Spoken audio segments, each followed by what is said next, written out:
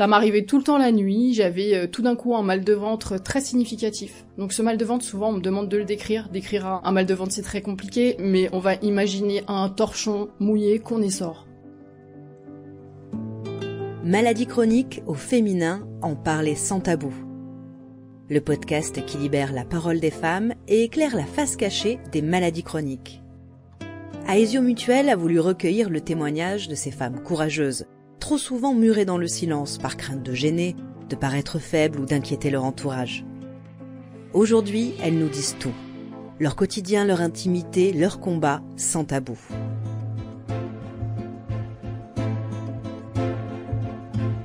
La maladie de Crohn a longtemps rythmé la vie de Vanessa et Hélène. Vanessa, 47 ans, est mère de 2 grands-enfants et gérante de sa boutique. Finalement diagnostiquée en 2019, elle a connu 25 ans d'errance médicale. Hélène, elle, a 31 ans. Cette ancienne escrimeuse de haut niveau partage son parcours vers la rémission. C'est elle qui commence par nous raconter l'apparition de ses premiers symptômes. Alors, mon premier souvenir, il est assez flou parce que petite, il y avait certains aliments en grandissant que je tolérais beaucoup moins. Et surtout en 2010-2011, j'habitais à l'internat à Bordeaux. Et vraiment, pendant les entraînements, après, j'avais un inconfort au niveau intestinal. Et quand j'allais à la selle, il y avait de la glaire et du sang, avec une espèce d'excroissance. Mais comme j'étais assez pudique et que je n'avais pas envie d'en parler au médecin, encore moins qu'il regarde, je l'ai gardé pour moi jusqu'à ce que ce soit insoutenable finalement. J'ai attendu la fin de l'année scolaire, donc en juillet, je suis allé voir le médecin de famille. Alors, dans un premier temps, il pensait que c'était des hémorroïdes, donc j'ai eu un traitement pour essayer de faire passer les hémorroïdes, ce qui a empiré la chose. Et en fait, ça s'est passé très rapidement dans l'été. J'ai été prise en charge à l'hôpital. Ils ont mis en croissance les excroissances, et il s'est avéré que c'était la maladie de Crohn. Mais tout ça en 2 mois finalement. Donc pour ma part, j'ai tout de suite su qu'il y avait quelque chose qui n'allait pas à mes 15-16 ans, parce que c'est là qu'ont commencé les premières crises, qu'elles ont eu lieu.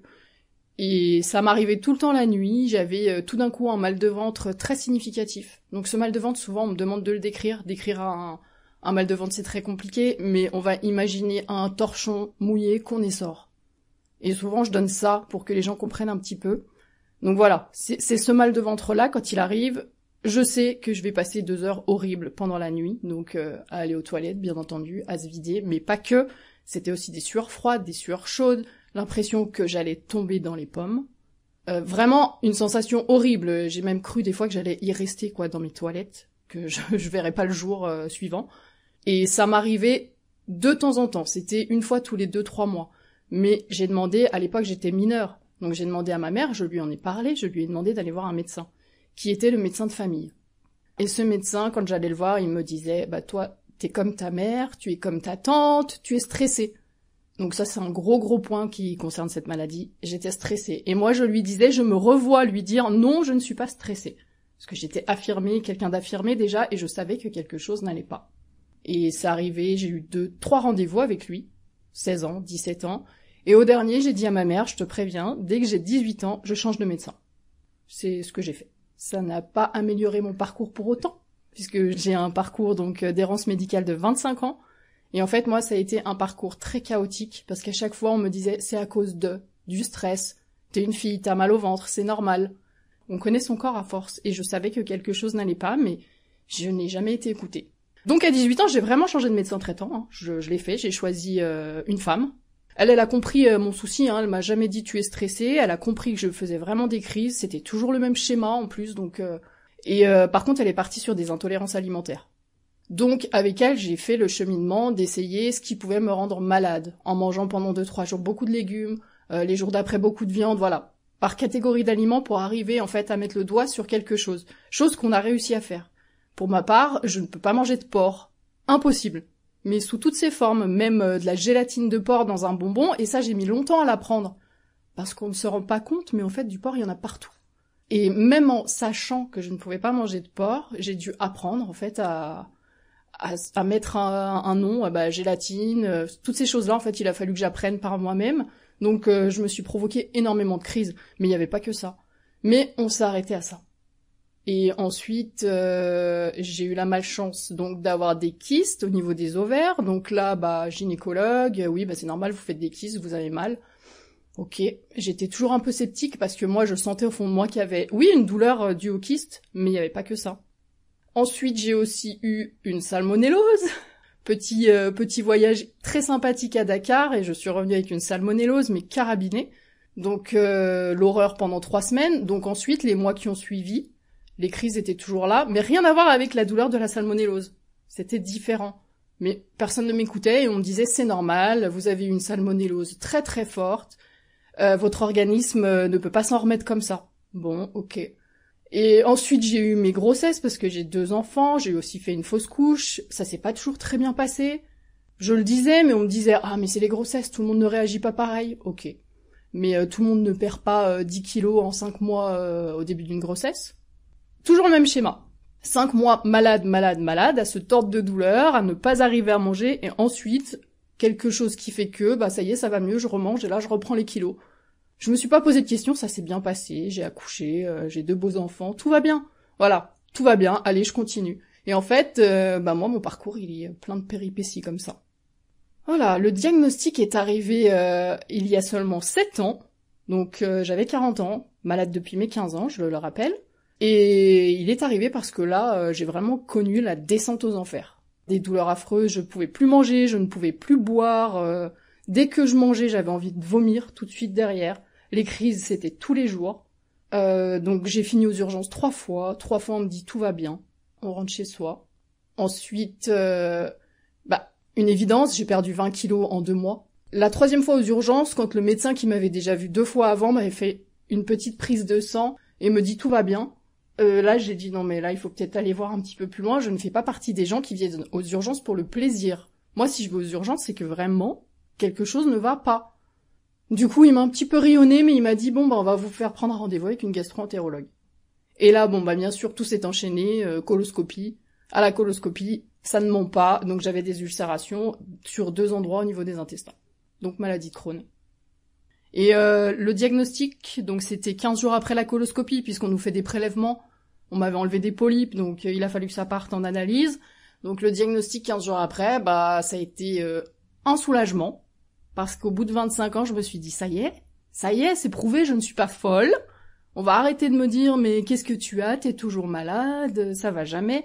Comment je pouvais expliquer ça, moi, alors que je n'avais pas de diagnostic en face? Donc les gens, ils commençaient à me prendre un peu pour quelqu'un de pas cool, quoi. On m'invitait même plus aux soirées.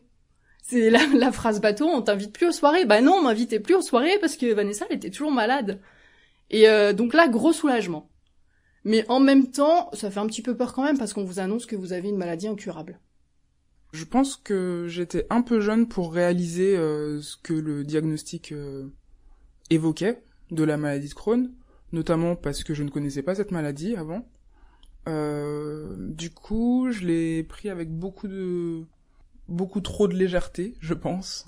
Par exemple, tout ce qui était médicaments, des fois, quand j'avais la flemme, ou j'avais pas envie, ou j'avais pas envie d'être malade, entre guillemets, je les prenais pas.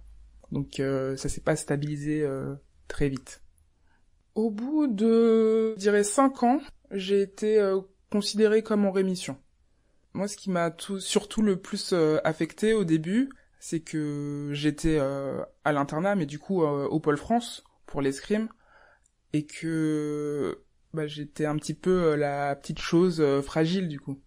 Il fallait faire attention, il fallait pas que je reprenne trop vite, parce que déjà les gastro-entérologues avaient l'habitude de dire qu'il ne faut pas faire trop de sport, et puis tout le monde avait peur en fait, parce que c'était une maladie inconnue, on n'en parle pas tous les jours, donc mes parents forcément étaient inquiets, j'étais loin en plus, puis même mes entraîneurs.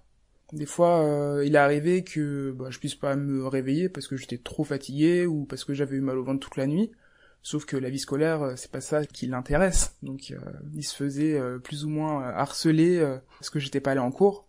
Sauf que comment faire comprendre qu'on peut avoir les ressources pour faire du sport, mais ne pas avoir assez d'énergie pour se lever à 7 heures et aller à l'école. Ça, c'était difficile à faire comprendre, par exemple.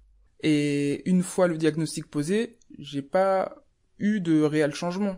C'est plutôt les autres qui me mettaient des freins. Si j'étais fatigué ou blessé, il me suffisait juste de le dire, finalement. Je me pensais suffisamment autonome pour pouvoir un minimum connaître mon corps et dire, là, en fait, je n'en peux plus. Sauf que les autres ont tellement peur eux-mêmes qu'ils rejettent leur peur sur les autres, en fait. Au début, je dirais les 7-8 premières années, il y a des légumes ou des aliments que j'ai pas mangés.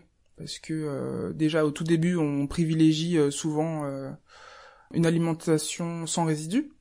Donc les fibres, c'est trop agressif. Du coup, c'était plutôt féculent, mais finalement, pour le sport, ça posait pas de problème. Et ensuite, au fur et à mesure, j'ai pu reprendre une alimentation plus variée. Et du coup, ça n'a jamais vraiment été un frein pour moi. Mon Crohn me l'a permis, ce qui n'est pas forcément le cas pour tout le monde. Mais en tout cas, je pense avoir été bien accompagné par le corps médical quand même pour pouvoir poursuivre ma carrière entre guillemets sportive. Alors la maladie de Crohn a tout changé pour moi, si bien par rapport au rapport au corps, que mon hygiène de vie, que les choses que j'ai envie de faire passer en premier. J'ai tout changé en fait. À l'annonce du diagnostic, bien entendu, on m'a proposé un traitement sous corticoïdes, puisque quand on a des ulcérations, il faut les soigner. Il faut pas que ça fasse de trous dans les intestins. Donc là, j'étais à la limite. On sait que quand on a une maladie de Crohn, si on fait pas très attention, on peut finir avec des résections, donc on nous enlève des parties de l'intestin. On peut finir aussi avec une poche externe. Et je savais tout ce que je risquais. Donc à l'annonce officielle, je savais clairement où je devais aller. Et au niveau de l'alimentation, je savais aussi que c'était important. Sauf qu'à l'époque, j'avais une gastro-entérologue qui n'y croyait pas. En plus, quand elle m'a donné le premier traitement de corticoïdes, c'était des doses très très fortes. Tout de suite, c'est bête, hein, mais je me suis vue doubler de volume. Enfin voilà, je suis une femme, je travaille avec des clientes, j'ai une boutique. Donc je me disais, mais je peux pas doubler de volume, je peux pas changer comme ça, les clientes vont se poser des questions, elles vont me demander ce que j'ai. J'en parle de la maladie, j'en ai toujours parlé, mais je ne dis pas tout et pas tout à tout le monde non plus, donc je dis le minimum. Et du coup, j'ai dit à ma gastro-entérologue, je vais aller voir un diététicien qui va m'aider. Et elle m'a répondu, si vous avez de l'argent à perdre, allez-y. J'ai perdu un peu d'argent, j'y suis allée. Et c'était la meilleure décision puisque j'ai choisi au hasard. Et j'ai trouvé un diététicien spécialisé dans l'endométriose. Donc je n'ai pas d'endométriose, mais celles qui en ont savent que souvent elles ont aussi un inconfort digestif. Donc il était spécialisé là-dedans et en plus il était atteint du syndrome de l'intestin irritable. Donc parfait. Donc on a pris le rendez-vous. Premier rendez-vous, on a fait 3 feuilles. Une feuille avec les aliments que je dois éviter pour la maladie de Crohn. Les aliments que je devais éviter par rapport au sel pour la cortisone, et ce qu'on sait moins, c'est qu'il faut faire attention au sucre aussi par rapport à la cortisone, parce qu'on peut développer un mauvais diabète. Donc voilà, donc on avait 3 feuilles, on a fait un rendez-vous qui a duré 2 heures, et au bout des 2 heures, il m'a regardé, on en a ri tous les deux, parce qu'il a regardé les 3 feuilles, il m'a dit « Ah, ça va être compliqué ». Donc oui, ça a été compliqué, mais moi j'étais déterminée, et voilà, il faut plus que je mange de sucre, de sel, j'ai tout enlevé. Mais tout, j'ai mangé, et ça pendant le traitement de cortisone, pas par rapport à Crohn purement. Et ça a quand même duré 9 mois, parce que j'ai pris 9 mois de cortisone pour arriver à guérir mes intestins. Et pendant 9 mois, heureusement, je cuisine déjà beaucoup à la base, donc j'ai tout cuisiné, même mon pain sans sel, c'est dégoûtant. Je me faisais des terrines maison sans sel, c'était pas terrible, mais j'ai appris à mettre des épices à la place, à faire plein de choses, il m'a énormément aidé, mon diététicien, et voilà. Donc là, j'ai tout changé. Alimentation, c'est reparti à zéro. Rapport au corps, j'avais perdu 20 kilos. Donc moi, je suis quelqu'un, j'ai des formes. Voilà, j'ai toujours été, je suis grande, mais j'ai des formes. Je ne suis pas quelqu'un de très mince. Perdre 20 kilos, ça m'a fait bizarre. On m'a aussi dit que, en fait, j'étais en dénutrition. Et je l'avais pas réalisé parce que moi, j'avais encore un petit peu des kilos, pas en trop, mais j'étais bien, quoi. Je n'étais pas maigre. Donc pour moi, être en dénutrition, ce n'était même pas une option. Si, j'étais en dénutrition. Donc ça m'a fait un petit choc. Donc je me suis dit, il faut reprendre du poids. Donc bien entendu, quand j'ai commencé à aller mieux, j'ai repris du poids. Ça aussi, c'est compliqué. Parce qu'on perd du poids, on reprend du poids. Juste avant d'être vraiment malade, j'étais un peu en surpoids. Enfin bon, bref. C'est dur, c'est dur pour tout le monde. Hommes, femmes, mais femmes peut-être encore plus. Donc ça a été compliqué. J'ai 3 tailles de vêtements dans ma garde-robe. Voilà, c'est vrai. Et je les garde parce que je me dis, si je rechute, j'en aurais peut-être besoin. Après, par rapport au traitement corticoïde, j'ai eu tous les effets secondaires, donc rapport au corps, au bout de 15 jours, des boutons plein la figure. Une horreur. J'ai perdu mes cheveux énormément. J'ai toujours eu les cheveux longs malgré mon âge. On me dit coupe tes cheveux, tu es trop vieille. Non, je garde mes cheveux longs, j'aime bien. Mais en fait, j'ai perdu la moitié de ma masse capillaire. Pareil, pour une femme, c'est très très dur. Et j'ai quand même profité du fait d'être sous cortisone parce qu'à 5 heures tous les matins, j'étais réveillée les yeux grands ouverts mais en pleine forme par rapport à d'habitude parce qu'avec Crohn, on a une maladie chronique qui est bien installée. Du coup, j'en ai profité pour attaquer le sport. Donc ça m'a permis de me remettre en fait dans une activité physique. D'ailleurs, il faut savoir que maintenant c'est préconisé le sport par les médecins qui s'y connaissent vraiment au Crohn. Avant non. C'est vrai parce que moi j'en ai parlé à mes médecins, on m'a dit oh non, c'est pas reconnu. Bah si, maintenant on en parle. Et maintenant, c'est reconnu que le sport a énormément de bienfaits, y compris pour un malade de Crohn. Je ne suis pas une grande sportive comme Hélène, mais une activité physique. Voilà, c'est important. Donc, on peut dire que j'ai quasi tout changé. L'alimentation, c'est clairement le noyau quand on parle de la maladie de Crohn. Alors, l'entourage, pour le soutien moral, je pense que c'était la béquille, parce que tout à l'heure, je disais qu'il y a eu le déni. Mais après le déni est arrivé une grosse période sombre, quand on se rend compte que, en fait, comme disait Vanessa, on n'est plus invité aux soirées. Déjà qu'on habitait loin, si en plus quand on revient, on reste chez les parents parce que personne veut te voir, ça isole. Le corps change, j'ai perdu aussi 15 kilos en un été, donc ça aussi, le regard des autres, plus que mon propre regard, est assez effrayant. Chez mes parents, je voyais la colère, la peur, pas que je sois malade, mais la peur que ça empire ou que j'imagine que je meurs. De mon côté, je voyais aussi qu'en fait, je prenais beaucoup d'attention par rapport à mon frère et ma sœur qui étaient plus jeunes. Donc c'est aussi quelque chose qui me dérangeait beaucoup. Et les amis, par contre, ceux qui sont restés présents depuis l'annonce, je sais que je peux compter sur eux quoi qu'il arrive. Alors moi, c'est un peu différent, voire bien différent. Moi, j'ai toujours minimisé ma maladie par rapport aux autres. Parce que j'ai mis longtemps à être diagnostiquée, donc je me rendais compte qu'à la longue, moi-même, je ne savais pas ce que j'avais. Donc comment expliquer aux gens ce que j'avais, comment leur demander de comprendre ce que moi, je ne sais pas. C'était impossible. Donc j'ai appris à minimiser parce que j'ai vu que les gens, ça les usait. Bah oui, parce que j'ai souvent annulé des soirées. Enfin, quand on a 2 grandes familles en plus avec mon conjoint, donc il y a souvent des anniversaires, des mariages. Bon, non, j'ai jamais loupé de mariage, mais des anniversaires, oui, souvent. Et c'est toujours à la dernière minute. Parce que quand la crise, elle arrive, on le sait pas la veille. Donc on est prêt à y aller, c'est prévu depuis 2 mois, on est prêt à aller à une soirée, et puis non, Vanessa, elle vient pas parce que Vanessa, elle est malade. Et au début, ça passait, mais au bout d'un moment, tout se sait, Donc j'ai eu des échos et les gens commençaient à dire ah non mais elle aime pas, elle s'ennuie avec nous, nos soirées ne l'intéressent pas. Ouais, les gens peuvent être très méchants, vraiment, ils ne s'en rendent pas compte mais ils peuvent l'être. J'ai eu un petit peu le même ressenti mais dans le sport où en fait avec la maladie de Crohn, on est plus facilement fatigué et du coup, on se blesse plus facilement aussi et c'était le ah mais t'es tout le temps blessé. Ah mais t'es encore au vestiaire, ah t'es encore chez le kiné. Mais tu passes ton temps chez le kiné en fait. Et toutes ces agressions comme ça, en fait, ça nous aide pas du tout. Parce que c'est jugeant, et ça nous tend pas une main, en fait. Par rapport à ce que je disais, c'est que j'ai beaucoup minimisé, et je l'ai tout le temps fait, je crois que je le fais encore. Moi, mes enfants, à l'annonce du diagnostic, ils étaient ados. Et en fait, moi, mes crises se sont toujours passées la nuit. Enfin, très souvent, sauf il y a 7 ans, quand je suis vraiment... ça a vraiment été la descente aux enfers, là, c'était H24, donc je ne pouvais pas le cacher. Mais sinon, je l'ai toujours un petit peu caché. Mon conjoint le savait quand j'étais malade, mais j'étais malade la nuit. Je travaillais à plein temps à l'époque. Donc j'étais malade la nuit, donc pourquoi aller réveiller mon conjoint? Pourquoi mettre mes enfants au courant alors que eux ils dorment tranquillement, le lendemain ils ont cours? Enfin je me disais ça sert à rien, de toute façon t'as une crise, la crise elle va se passer, qu'ils soient au courant ou pas. Ça ne change rien au problème. Donc moi j'ai toujours été dans cette optique. Le matin, je me levais du coup, étant donné que j'avais dormi que 2 heures, et puis... les 2 heures où j'ai pu dormir, avant ça, il y a eu quelques heures de crise. Donc on se réveille, on a des valises sous les yeux, on est fatigué. Tout le monde nous dit « Oh, t'as l'air fatigué. » Oui, très bien, j'ai une sale tête. J'avais l'habitude, en fait. Oui, j'ai une sale tête, je suis fatiguée. Après, j'ai eu du soutien vraiment que de par mon conjoint et mes enfants, parce qu'ils se sont quand même rendus compte, ils savent. Ils savaient que j'étais malade, que je ne faisais pas semblant d'annuler des rendez-vous, que j'étais vraiment malade. Donc oui, ils ont toujours été là. Mais sinon, même mes parents, je me demande s'ils ont vraiment réalisé quand j'ai eu le diagnostic. Après, c'était une période compliquée pour eux, donc ok, j'ai mis mes problèmes de côté à moi, un petit peu aussi. Au niveau du boulot, non, pas de compréhension.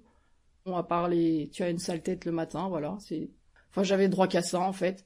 Mais j'ai pas demandé plus. Mais par contre, à l'annonce du diagnostic, je me suis permise pas de rentrer un petit peu dans les gens, mais d'être très honnête.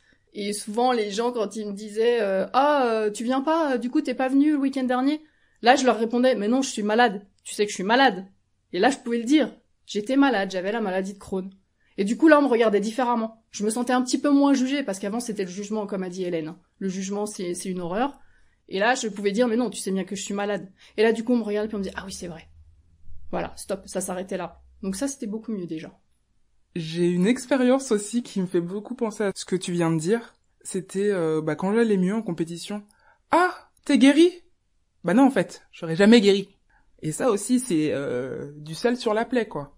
Il faut faire attention aux mots, en fait, et leur impact. Étonnamment, c'est par mon travail et les formations que je découvre aussi, ce qu'on devrait tous faire pour que on fasse une belle société. Le non-jugement, c'est-à-dire poser des questions, mais en choisissant les bons mots, sans attendre forcément une réponse, vraiment être à l'écoute, l'écoute active. C'est vraiment être dans le partage, et c'est ce qui permet à chacun de s'enrichir de l'expérience de tout le monde, mais que tout le monde aille mieux. Crohn est une maladie tellement peu glamour, comme je le dis tout le temps. Quand les gens me posent des questions, je dis attention, oulala, terrain glissant, fais attention, c'est une maladie vraiment pas glamour du tout. Donc voilà, on a l'habitude. Après, moi j'ai 47 ans aujourd'hui. Donc peut-être qu'aujourd'hui c'est aussi facile pour moi, entre guillemets, parce que j'ai cet âge-là. Peut-être qu'il y a 20 ans, si on m'avait dit Vanessa, tu as la maladie de Crohn, j'aurais même sûrement réagi différemment. Mais aujourd'hui, moi je n'ai aucun tabou par rapport à ça. Donc pour ce qui est du couple, je suis en couple depuis 31 ans. Donc depuis mes 16 ans, je suis avec la même personne, je suis malade depuis que j'ai 15-16 ans. Donc en gros, la maladie, il l'a vécue en même temps que moi. Donc il y a eu des moments où il aurait très bien pu partir, mais il est resté. Donc moi, ce que je dis aux gens, c'est que, quelle que soit la maladie, si la personne qui est avec vous n'accepte pas, courez, vous n'êtes pas avec la bonne personne. Voilà. Ça, c'est clairement ce que je pense. Après, ça ne veut pas dire que ça a été tous les jours facile. Une incidence, si c'est sur le plan vraiment personnel, bien entendu que quand vous avez une crise de Crohn, quand vous êtes en poussée, parce qu'on appelle ça des poussées, bien entendu que le sport en chambre, on oublie. Mais comme pour toute autre personne, même quelqu'un qui a un mal de tête, c'est pareil.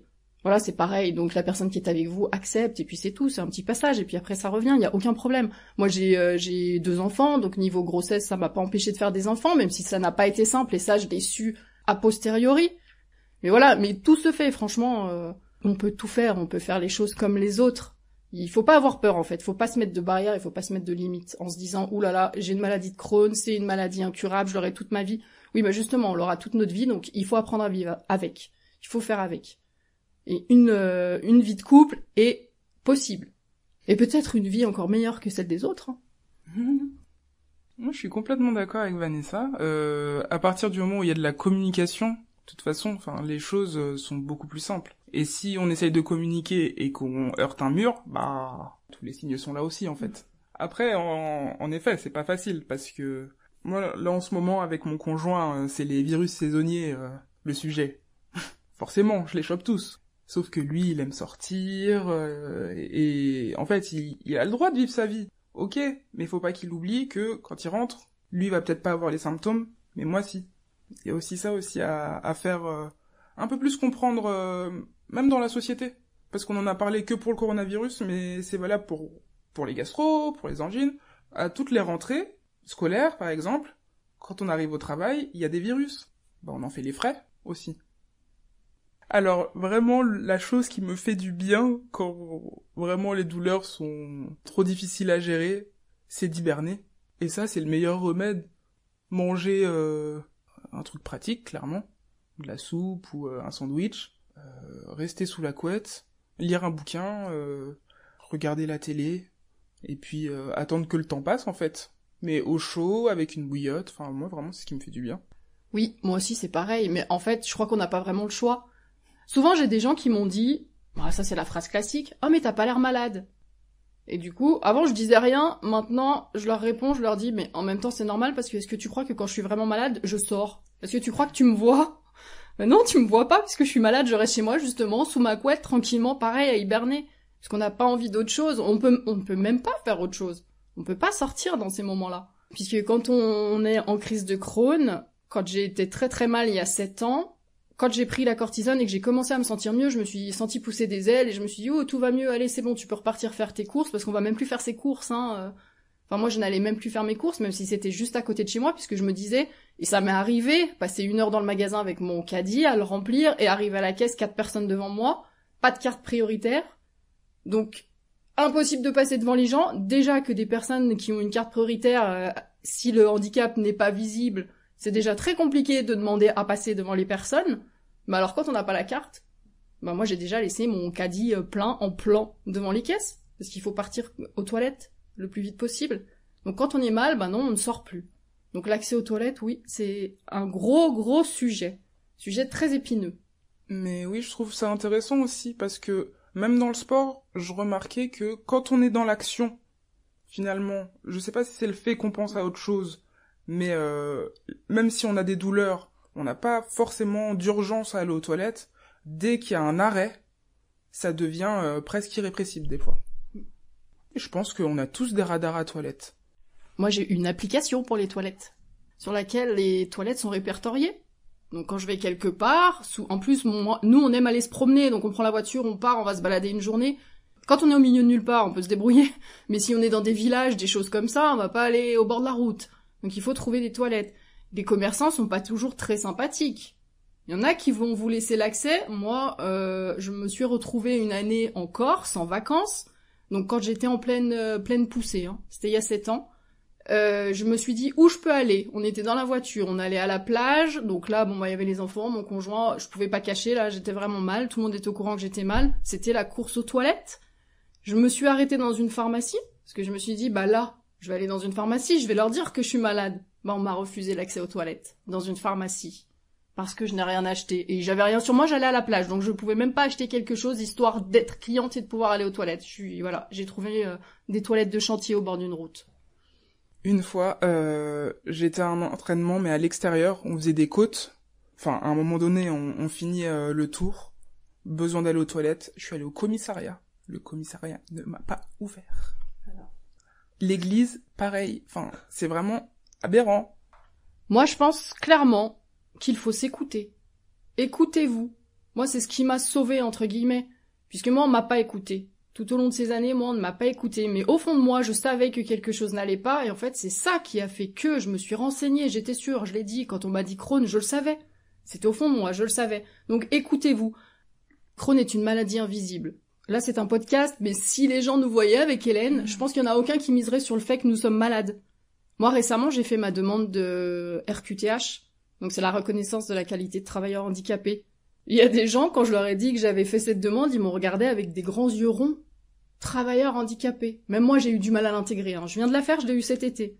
Parce que je sais pas, je me sentais pas légitime. Ça a été peut-être le travail le plus long à faire sur moi-même. Mais là, je me suis lancée parce que je me sens capable de reprendre un petit mi-temps à côté de ma boutique. Je vais mieux. Voilà, ma santé, je me suis refait une petite santé, ça va pas trop mal et je me dis allez, relance-toi. Donc j'ai envie de trouver un petit job à côté de mon activité et on m'a accordé cette RQTH tout de suite parce que j'y ai le droit en fait. Donc non, ça ne se voit pas. Mais justement, moi le message que je veux faire passer, c'est arrêter de juger tout le temps. C'est incroyable, j'échange avec énormément de malades. Je crois que c'est le mot qui revient le plus souvent, le jugement. Donc la bienveillance, s'il vous plaît, de la bienveillance. Soyez bienveillants. En fait, je suis bienveillante. Je suis une personne bienveillante, mais je l'ai toujours été. Mais ok, je le suis encore un peu plus parce que moi, ça m'a fait tellement de mal que je le suis encore plus aujourd'hui. Mais c'est la base. Soyez bienveillants et arrêtez de juger. Ce qu'il faudrait que les gens intègrent aussi, c'est de ne pas dire quelque chose qu'ils ne pourraient pas recevoir. S'ils le prendraient mal, en fait, il faut juste pas l'évoquer. Et sinon, moi, ce qui m'a beaucoup aidé, je pense, par le biais du sport aussi, c'est que il y avait tout un suivi psy. Et par mes parents, ils ont aussi fait le choix de passer par un éduc quand je suis retournée chez eux. Donc ça a permis d'accepter. Parce que ça aussi, c'est toujours pas gagné, de monter en palier, en tout cas, dans l'acceptation de la maladie. Et puis, il y a aussi l'association la Facrone, finalement, qui m'a fait du bien, parce que je me suis senti entendu, même si je l'étais par mes proches, mais eux, ils n'avaient pas la maladie. Là, je me suis senti dans mon élément, quoi. J'avais le droit de me plaindre, j'avais le droit d'en rire, les blagues très vaseuses. J'étais vraiment bien. Et c'est assez réconfortant. Donc on peut aussi se tourner vers des solutions alternatives. Maintenant qu'on a Internet, on peut en trouver partout.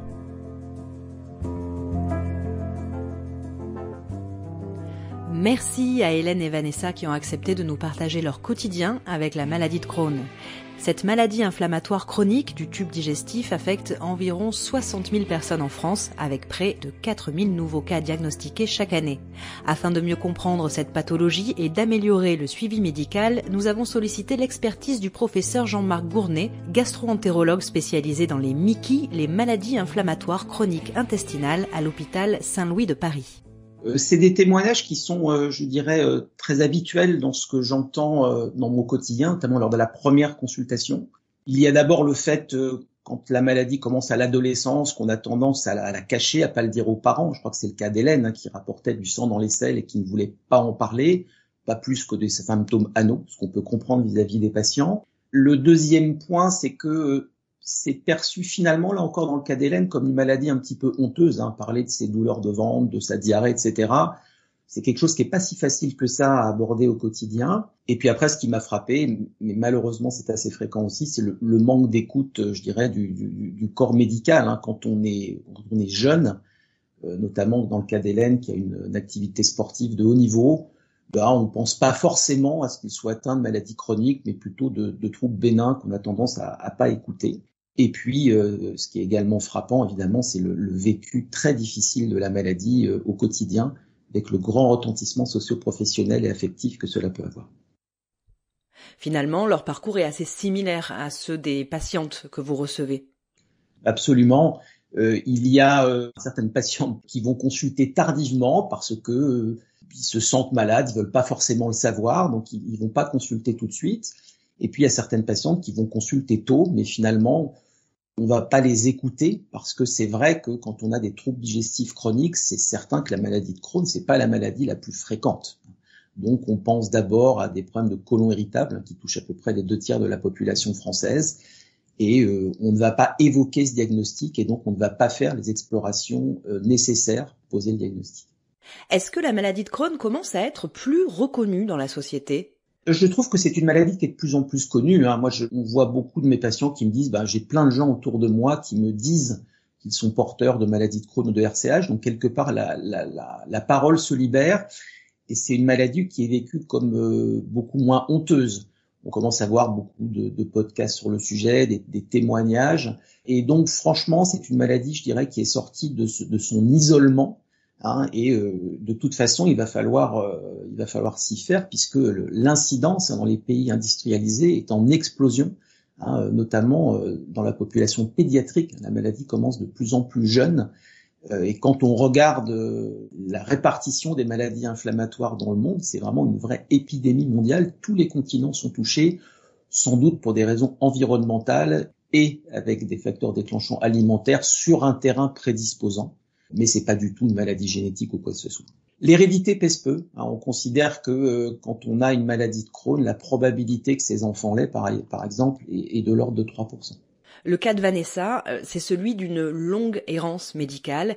Est-ce que c'est encore courant aujourd'hui de souffrir de la maladie de Crohn à ce degré-là, sans être diagnostiqué ?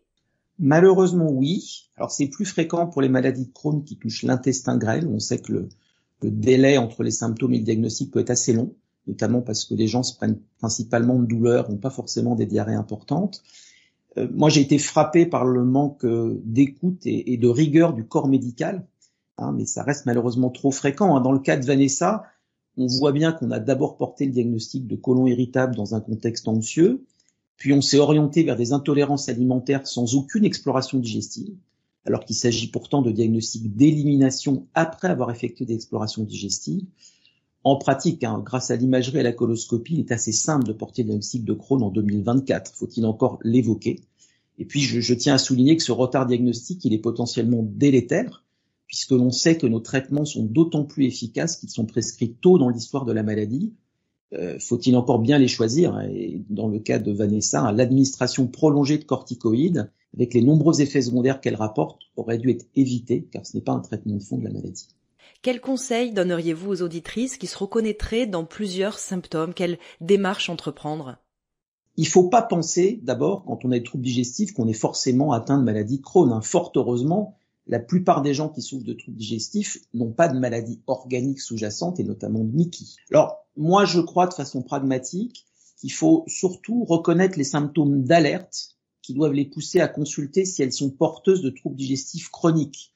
Une perte de poids associée, ça a été bien décrit dans les témoignages, de la fièvre, du sang dans les selles, ça c'est pas normal, des urgences à aller aux toilettes, avec parfois même des fuites, la composante nocturne des symptômes, tout ça a été bien raconté dans ces témoignages. Alors, bien sûr, cette liste n'est pas exhaustive, mais en tout cas, elle doit pousser à consulter un gastro-entérologue qui fera les explorations nécessaires pour faire le diagnostic et vous orientera éventuellement vers un centre expert en cas de maladie difficile à traiter. À travers votre expérience de spécialiste et ce que vous disent vos patientes, que vous suivez parfois depuis longtemps, comment peut-on mieux vivre avec la maladie de Crohn au quotidien? Moi, il y a des patients, je les suis depuis plus de 25 ans, ça fait très longtemps que je travaille sur cette thématique. Je crois d'abord qu'il faut les écouter, ces patients. Alors, le vécu de chacun est très différent, mais moi, je les incite à rester à tout prix positifs. Et finalement, moi, mon objectif, c'est d'améliorer leur qualité de vie avec, je dirais, les soins les plus minimales possibles. Il y a parfois des soins lourds, mais c'est heureusement pas si souvent que ça le cas. Et donc, je crois qu'il faut lutter contre les idées reçues. La maladie de Crohn n'est pas une maladie honteuse, c'est pas non plus une maladie incurable, comme l'a évoqué Hélène, je crois. C'est une maladie qu'on sait soigner, on a des traitements de plus en plus efficaces. Et quand on regarde, il y a de très nombreuses maladies chroniques dont on sait contrôler les symptômes sans pour autant la guérir. Le maître mot pour moi, c'est qu'il faut sortir de l'isolement. C'est bien raconté. Ils ont une vie sociale, une vie affective, une vie professionnelle qui est très affectée. Nous, notre travail, c'est pas seulement de prescrire des médicaments et de vérifier si les paramètres d'inflammation s'améliorent, mais c'est aussi jouer sur, je dirais, les problèmes au quotidien sur lesquels on peut intervenir, y compris en tant que gastro-entérologue. La bonne nouvelle en 2024, c'est que notre arsenal thérapeutique s'est considérablement renforcé et qu'on a de très nombreux médicaments à notre disposition pour casser l'histoire naturelle de la maladie. Et un patient dont la maladie est bien contrôlée a une vie normale avec un suivi en consultation qui est annuel ou biannuel, donc des contraintes qui sont finalement assez faibles. Et donc, il ne faut pas, à l'annonce du diagnostic de maladie de Crohn, vivre ça comme une épée de Damoclès au-dessus de sa tête qu'on va traîner toute sa vie. Le problème n'est pas celui-là. C'est de consulter un gastro-entérologue compétent en la matière qui va savoir faire ce qu'il faut pour que vous viviez en bon entendement avec votre maladie.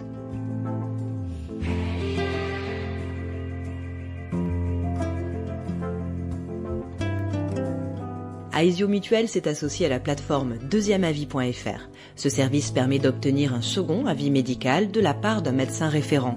Qu'il s'agisse de la maladie de Crohn ou encore de l'endométriose, les retards de diagnostic sont encore fréquents. Ce deuxième avis peut permettre d'accélérer le diagnostic de la maladie, de bénéficier d'un avis sur les traitements envisagés ou sur une intervention chirurgicale lourde.